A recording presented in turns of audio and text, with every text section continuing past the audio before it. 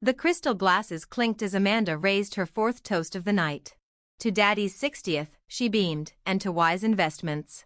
Classic Amanda, turning a celebration into a subtle jab.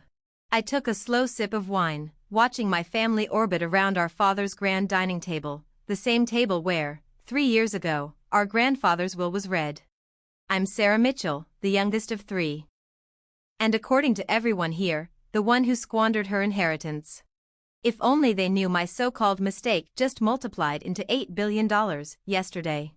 Sarah, darling, my mother's voice floated over, lined with its usual hint of concern, your car's looking rather tired. Perhaps it's time to let Amanda guide you with your finances? She's been so prudent. Amanda radiated smugness, her designer dress and diamonds doing most of the talking. Our firm's portfolio is up 12% this quarter, she declared. And the beach house? Already appreciated nicely. Michael, ever the practical middle sibling and banker, nodded. Nice work, Mandy. Unlike someone's, what was it? Tech gamble? I smoothed my plain sweater, strategically chosen. No luxury branding tonight. Something like that. Our father set his fork down. We're worried, Sarah. That money was supposed to secure your future, not bankroll some computer hobby. If only they could see the island, the penthouse, or the car collection no one knew existed. But tonight wasn't for revealing trophies. Tonight was for checkmate. She invested in real estate, stocks, bonds, my mother sighed. You have your little consulting gig. That gig was actually me running Mindframe Technologies through a complex web of shell corporations. The same company about to detonate across the business world. Tell them about the yacht club, Michael prompted Amanda. Great example of smart money. Amanda lifted her chin. Well, since it came up. Morgan and I just joined Golden Harbor. Quite exclusive. Not something everyone gets into. Right on cue, my phone buzzed silently in my pocket. I just worry, my mother continued, swirling wine, produced by a vineyard I owned, that you'll have nothing at retirement, Sarah. You're 32. Amanda and Michael are settled. Amanda's smile curled. You threw it all away on some app. At least I did something responsible with mine. A chime cut through the room. The family's smart TV flashed with a breaking news alert from CNBC. I tilted my head toward the screen. Speaking of investments. The headline hit like thunder. Breaking, tech giant acquires Mindframe Technologies for $16 billion. The room went still. Glass shattered at my mother's fingertips. Amanda's fork clanged against china.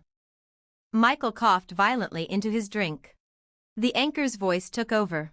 In a stunning acquisition, the AI powerhouse Mindframe Technologies, founded by Sarah Mitchell, has been bought for $16 billion. The stealth startup has quietly revolutionized next-gen data systems. Amanda's voice trembled. No.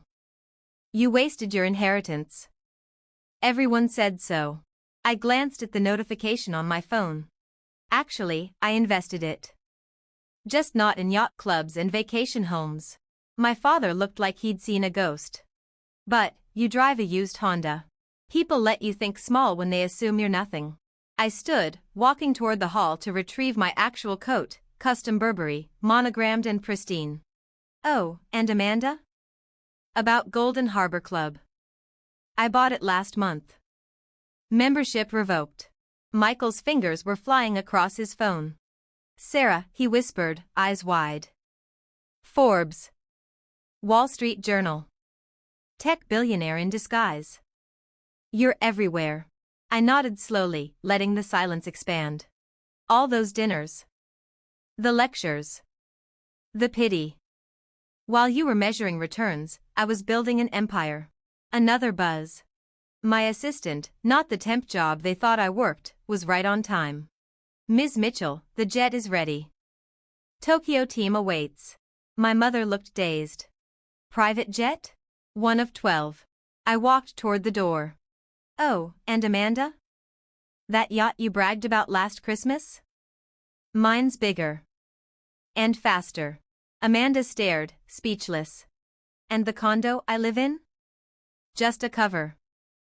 For family appearances. I paused, hand on the doorknob. Next time you toast to wise investments, Amanda, make sure you're not clinking glasses with the person who owns the glassware company. I meant the condo for family appearances, I said calmly, slipping into my tailored McQueen blazer. My real residence? Top 3 floors of that tower downtown, the one you dismissed as new money overcompensating last month.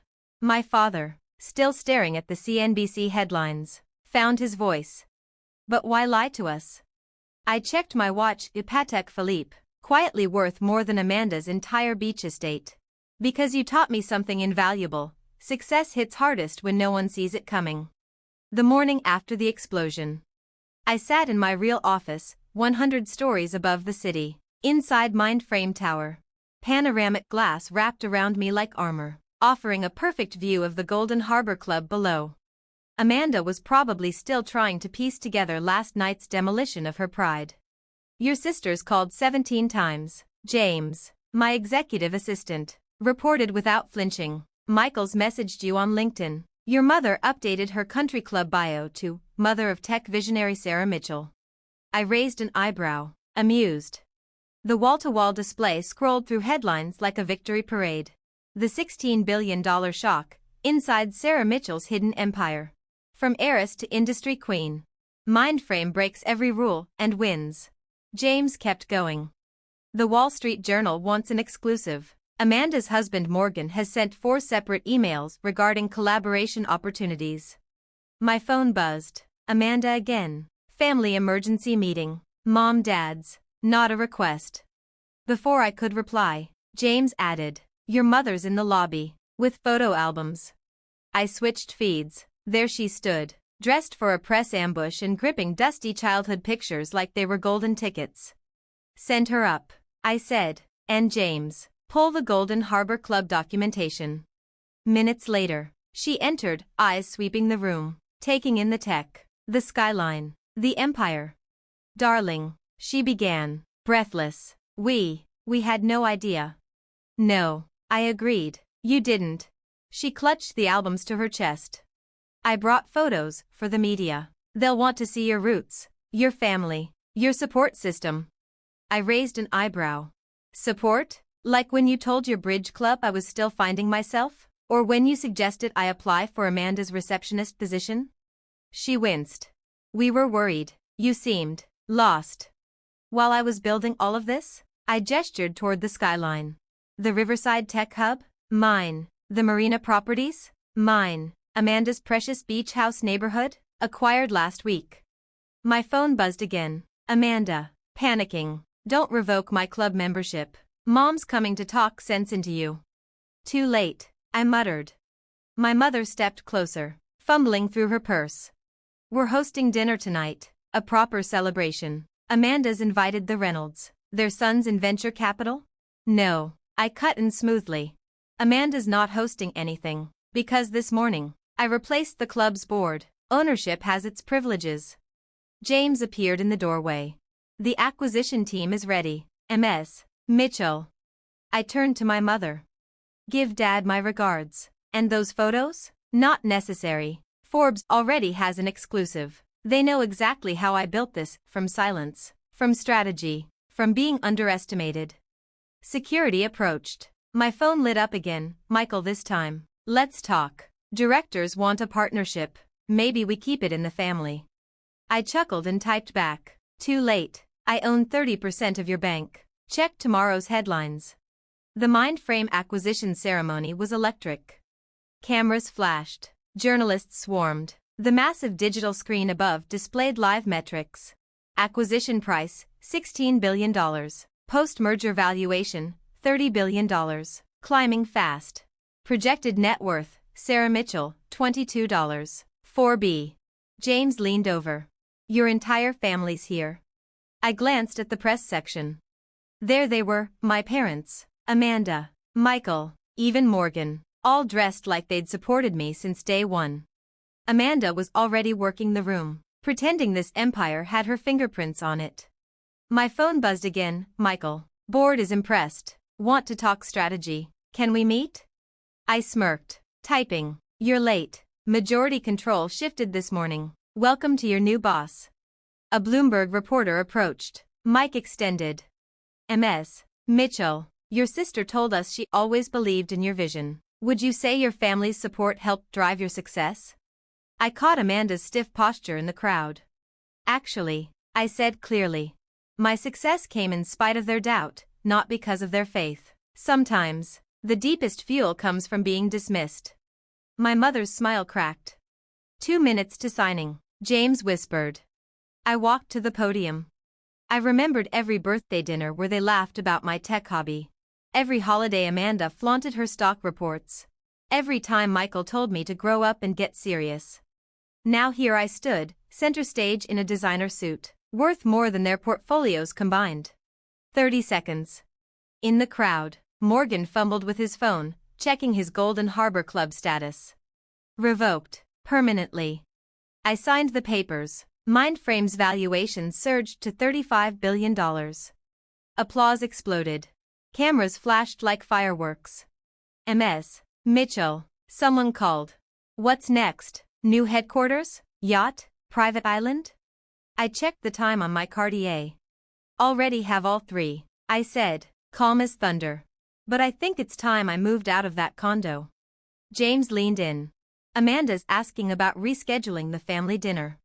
Tell her the club is closed for renovation, I said. Indefinitely. I turned to the crowd. This wasn't a finale. It was only the prologue. A notification lit up my screen. Amanda again. The club members are panicking. Please, we can talk this through. I let out a quiet laugh. Should have thought about that before mocking my silly startup for 3 straight years, I murmured. Outside the boardroom, security carved a path through the swarm of reporters. Just beyond the press line, I saw him, my father, pushing past cameras, trying to reach the executive wing. Perfect timing. Let him see what his irresponsible daughter had really built. The Mindframe executive floor was everything they said I'd never have: flawless architecture, priceless modern art, silent glass elevators that rose like they belonged to another dimension. The view alone made Amanda's beach house look like a tool shed by comparison. Sarah, my father approached cautiously. All of this, it's incredible, but surely we can still talk, as a family? I turned, expression calm.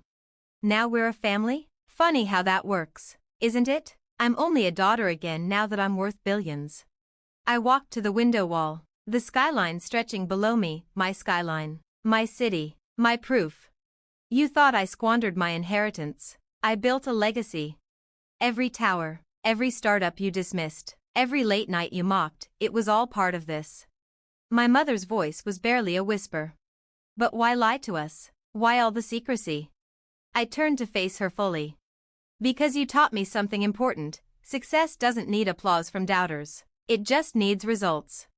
Amanda stepped forward, ever the PR expert. About the club. Membership revoked. I cut in smoothly, permanently. Call it a return on all those years you flaunted your wise investments while calling me foolish. Michael bristled. You can't just. Actually, I said, pressing a control panel. I already did. The glass wall flickered to life, revealing Mindframe's full holdings, dozens of companies, properties, data patents, and infrastructure. My empire, in lights. They all stared as my net worth climbed past $25 billion in real time. I spent years listening to your lectures, I continued. While you pitched me mutual funds, I was acquiring industries. My watch buzzed. I glanced at it, another time zone calling. I have a board meeting, I said. We're finalizing 3 acquisitions today. James will show you out. Wait, my mother reached for my sleeve. The Reynolds are hosting a dinner tonight, celebrating your success. Everyone's coming. I raised an eyebrow. Everyone who spent the last decade doubting me? No, thanks. I smiled slightly, turning back toward the skyline. My private jet is waiting. Singapore team needs FaceTime. Private jet? Amanda echoed. A fleet of them, I said, not even looking back. But I'm sure your timeshare in the Hamptons is nice too. Security stepped forward. Sarah, my father called again, voice breaking. Please, we can fix this. No need, I said, without turning. I already did. I fixed all of it. Built a tech empire, reshaped the skyline, proved you all wrong. I paused at the doorway. But hey, at least now you've finally got something real to brag about at the country club. I looked over my shoulder. Which, by the way, I own. Later, James entered with the final briefing. Acquisitions complete. You're trending everywhere. And, your mother just changed her social media bio to proud mother of tech pioneer Sarah Mitchell. I laughed, remembering every awkward silence when someone asked what I did. Let her have it. Rewriting history is a family specialty. But now, I control the narrative. My phone buzzed again. Amanda this time. Family dinner Sunday. Please, we need to make things right. I replied. Can't. I'll be busy running the empire you said I'd never build. But feel free to toast without me, you've had plenty of practice talking about my failures. I stood alone by the window. Sunset painted the buildings I owned in gold. This wasn't just revenge, it was redefinition. Sometimes, the sweetest victory isn't just proving them wrong, it's succeeding so spectacularly, they're forced to live with how wrong they were.